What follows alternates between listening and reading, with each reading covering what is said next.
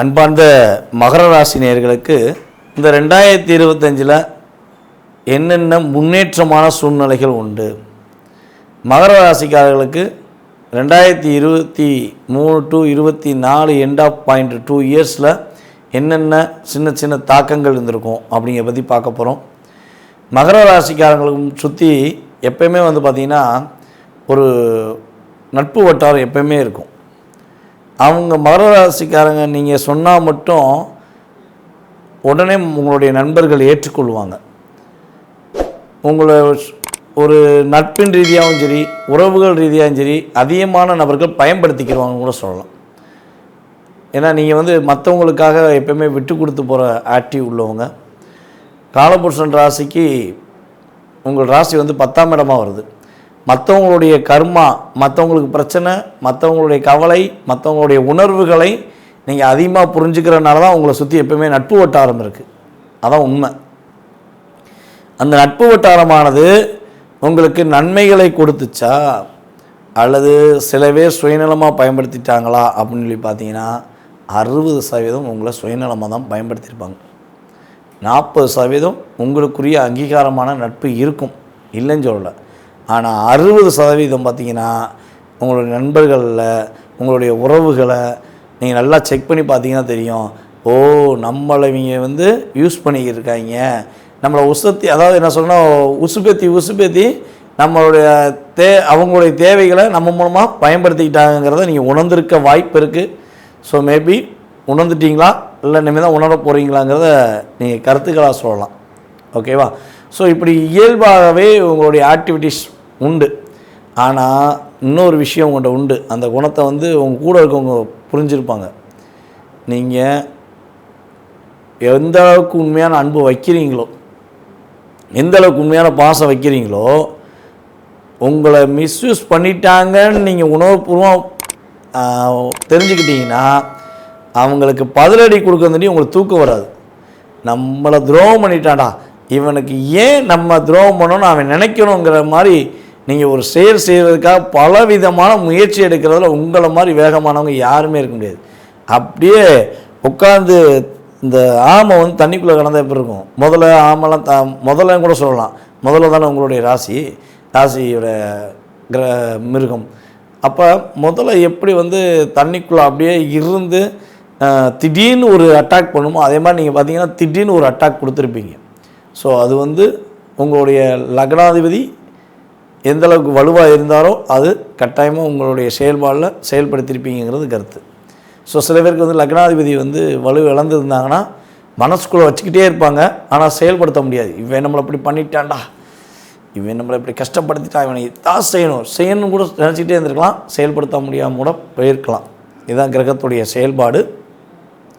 So அப்படிப்பட்ட தன்மை கொண்ட உங்களுக்கு கடந்த காலங்களில் 2023 to 24 இந்த 2 வருடங்களில் என்னென்ன தாக்கங்கள்லாம் ஃபஸ்ட்டு இருந்திருக்குன்னு ஷார்ட்டாக பார்த்துருவோம். ஸோ அதுக்கப்புறம் இயல்பாகவே உங்களுடைய செயல்பாடுகளை பார்க்கலாம். இந்த 2025 விஷயங்களை பார்க்கலாம்.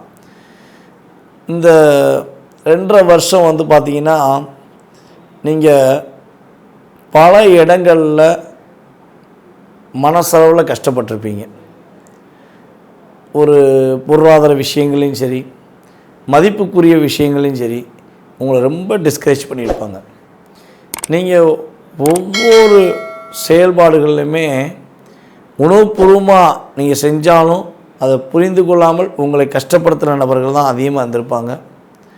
அதே போல் பார்த்திங்கன்னா ஃபஸ்ட்டு மேரேஜ் முடிஞ்சு பல போராட்டங்கள் இருந்திருக்கும், செகண்ட் மேரேஜ் முடிஞ்சுமே பல போராட்டங்கள் நடந்திருக்கும். ஸோ 2 மேரேஜ் முடித்து நிம்மதி இல்லைடா சொல்லி மகர ராசிக்காரங்களை பல பேர் சொல்ல வாய்ப்பு உண்டு. சில பேர் திருமணமே முடியலைன்னு சொல்லி சொல்லக்கூடிய வாய்ப்புகள் இருக்குது. ஸோ அந்தளவுக்கு கிரகங்களுடைய தாக்கம் இருந்திருக்கும். உங்களுடைய மூத்த சகோதரிகள் அல்லது உங்கள் கூட வேலை பார்க்குற உங்களை விட வயது மூத்தவர்கள் உங்களை வச்சு செஞ்சுருப்பாங்க. வேலைன்னா நான் அவ்வளோ வேலை பார்த்தாலும் என்னையை மட்டும் பாராட்டவே மாட்டேங்காங்க, அந்த மேடம் ஏன் பாராட்ட மாட்டேங்காங்க, அந்த அக்கா ஏன் என்னை பாராட்ட மாட்டேங்காங்கன்னு தெரிலன்னு சொல்லி நீங்கள் மனசளவில் டிஸ்டர்ப் ஆகிருப்பீங்க. அந்தளவுக்கு ஒரு லாக்கை கொடுத்துருப்பாங்க. அதே போல் பார்த்திங்கன்னா இன்னொரு விஷயம் பார்த்திங்கன்னா உடல் ரீதியாக நிறைய பிரச்சனையை சந்திச்சிருப்பீங்க. மருத்துவ செலவுக்கு மட்டும் கொஞ்சம் அதிகமாக செலவழிச்சிருப்பீங்க. ஒரு வீணாக போன வம்பு உங்களை கஷ்டப்படுத்தியிருக்கோம். நீங்கள் ரோட்டில் போகும்போது கூட தேவையில்லாமல் ஒருத்தன் பிரச்சனை பண்ணி அவனால் சில பிரச்சனைகளையும் சூழ்நிலையும் நீங்கள் கஷ்டப்பட்டிருப்பீங்கன்னு கூட சொல்லலாம். அப்போ நீங்கள் பர்ஃபெக்டாக இருந்திருந்தாலும் உங்களை கஷ்டப்படுத்துவதே ஒரு சில விஷயங்களில் உங்களுடன் இருப்பவர்கள் நோக்கமாகவே வச்சுருப்பாங்க. ஸோ எவன் அடிக்காந்தல எப்படி அடிக்காந்தல, ஆனால் அடி மட்டும் உழுது அப்படிங்கிற மாதிரி சில விஷயங்களில் நீங்கள் உணர்ந்திருப்பீங்க. ஸோ இந்த உணர்வுகளுக்கு எப்பயாச்சும் ஒரு விடிவு காலம் கிடச்சிருமா அப்படின்னு வருத்தப்படுற உங்களுக்கு நான் சொல்வது என்னென்னா, கடந்த காலங்களில் சொன்னதெல்லாம் நடந்தது, இந்த கோச்சார ரீதியான கிரகங்கள் நடந்தது என்று நீங்கள் உணர்வுபூர்வமாக ஏற்றுக்கிட்டீங்க அப்படின்னா உங்களுடைய கருத்துக்களையும் கீழே கொடுங்க. ஸோ இது கோச்சார கிரகங்களுடைய செயல்பாடு. உங்கள் சுய ஜாதகமும் வலிமையாக இருந்துச்சுன்னா இது ஒரு ஓரளவுக்கு பாதிப்பு கொடுத்துருக்கோம். சுய ஜாதகம் வலிமையை இழந்திருந்தால் கட்டாயமாக உங்களுக்கு இந்த முழு பாதிப்பும் உங்களுக்கும் இருக்கும் என்பது கிரகத்துடைய சூழ்நிலை. அப்படிப்பட்ட தாக்கங்களையும் கவலைகளையும் சுமந்து கொண்டு வந்த உங்களுக்கு இந்த 2025 ஒரு அற்புதமான காலகட்டமாக இருக்க போது. கொடுத்த வாக்கை காப்பாற்றக்கூடிய சூழ்நிலை உண்டு. குடும்பத்தில் உள்ள சின்ன சின்ன சிக்கல்கள், சின்ன சின்ன பிரச்சனையிலிருந்து வெளியே வர போகிறீங்க. ரொம்ப நாளாக நீங்கள் கொடுத்து வச்ச பணம் உங்களுக்கு கிடைக்கவே கிடைக்காது, நீங்கள் நினச்ச விஷயம் உங்களை தேடி கிடைப்பதற்கான ஒரு அற்புதமான காலகட்டம். தங்களுடைய குடும்பத்தில் உங்களுக்கு ஒரு அங்கீகாரம் கிடைக்க மாட்டேங்கி, நம்ம என்ன தான் பண்ணாலும் நம்ம குடும்பத்தில் ஒரு மதிப்பு கொடுக்க மாட்டேங்காங்க அப்படின்னு சொல்லி வருத்தப்பட்டுக்கிட்டு இருந்த உங்களுக்கு ஒரு மதிப்பு கிடைக்கக்கூடிய வாய்ப்பு. ரொம்ப நாளாக மருத்துவ செலவழித்து காசை ஃபுல்லாக விரயம் பண்ணிட்டேன், இன்னமே விரயம் பண்ண என்ற காசே இல்லைன்னு சொல்லி வருத்தப்பட்ட உங்களுக்கு மருத்துவ செலவில் உள்ள பிரச்சனை நீங்க போகுது. அதே போல் உங்களை எப்போ பார்த்தாலும் டார்கெட் பண்ணி உங்களுக்கு பிரச்சனையை கொடுக்கணும்னு நினச்சிக்கிட்டு இருந்த நபர்கள்லாம் காணாமல் போகிறாங்க. கூடயே இருந்தவங்களாலும் சரி, இல்லை எதுக்கு உட்காந்து எதிரியாக உட்காந்து உங்களுக்கு பாதிப்பு கொடுத்த நபர்களாக இருந்தாலும் சரி, அவர்களெல்லாம் காணாமல் எந்த திசை பக்கம் போனாங்க அப்படின்னு சொல்லக்கூடிய விஷயங்களை கோச்சார ரீதியான கிரகங்கள் கொடுக்க போகின்றன. அடுக்குமாடியில் போய் நீங்கள் குடியிருப்பதற்கான வாய்ப்பு உண்டு. இல்லை அடுக்குமாடி பில்டிங் நீங்கள் விலைக்கு வாங்குவதற்கான வாய்ப்புகள்லாம் உண்டு. வேதனைகளையும் கவலைகளையும் சுமந்து கொண்டிருந்த உங்களுக்கு சாதனைகளையும் வெற்றிகரமான ஒரு சூழ்நிலைகளையும் கிரகங்கள் கொடுக்க போகின்றன.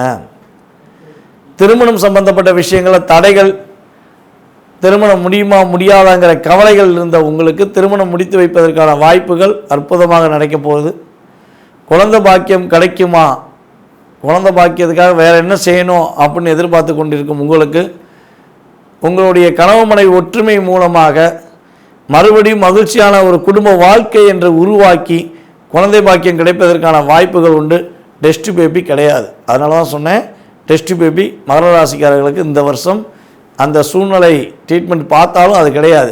கணவன் மனைவி ஒற்றுமை மூலமாக குடும்ப உறவுகளில் மகிழ்ச்சி கிடைத்து உங்களுக்கு குழந்தை பாக்கியம் கிடைக்கும்.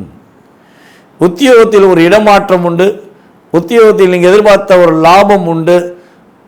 உங்களுடைய உத்தியோகத்தில் நீங்கள் ஓரளவு சம்பளம் வாங்கலாம், ஆனால் நீங்கள் எதிர்பார்க்குற சம்பளம் அதை விட கொஞ்சம் அதிகமாக இருந்திருக்கும்.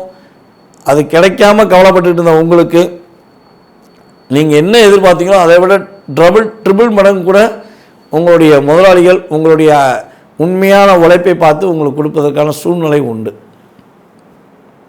கடின உழைப்பாளியில் மகர ராசிக்காரங்களும் ரிஷபராசிக்காரங்களும் ஒன்றோடு இருப்பாங்க. ரொம்ப ரொம்ப விசுவாசிகள், தன்னை உயர்த்தி விட்ட நபர்களை எந்த சூழ்நிலையிலும் மறக்காத நபர்கள். அப்படிப்பட்ட செயல்பாடு கொண்ட மகராசி என்பவர்களுக்கு உறுதியாக ஒரு உயர்ந்த நிலையை போய் நோக்கி பயணிப்பதற்கான வாய்ப்பு உண்டு. சனி பகவானும் சரி உங்கள் ராசிக்கு 3ஆம் இடத்துல உட்காந்துருக்காரு, அதாவது இந்த 2025 அமர போகிறாரு. இப்போ குரு பகவான் பார்த்திங்கன்னா உங்கள் ராசிக்கு 6ஆம் இடத்துக்கு போனாலும் உங்களுடைய வாழ்க்கையில் நிறைய மாற்றத்தை கொடுப்பார். தன்னுடைய பார்வை மூலமாக மிகப்பெரிய மாற்றத்தை கொடுப்பார்.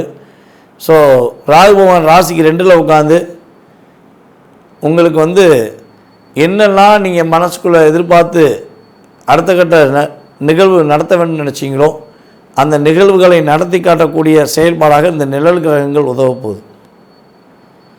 அதே போல் இன்னொரு விஷயம் என்ன பார்த்திங்கன்னா, வெளிநாட்டுக்கு பல நாட்களாக முயற்சி எடுத்து வெளிநாடு போக முடியலன்னு நினச்சி கொண்டு இருக்கும் உங்களுக்கு வெளிநாட்டு பயணத்துக்குரிய அற்புதமான வாய்ப்புகளை கோச்சார ரீதியான கிரகங்கள் கொடுக்க போகுங்க.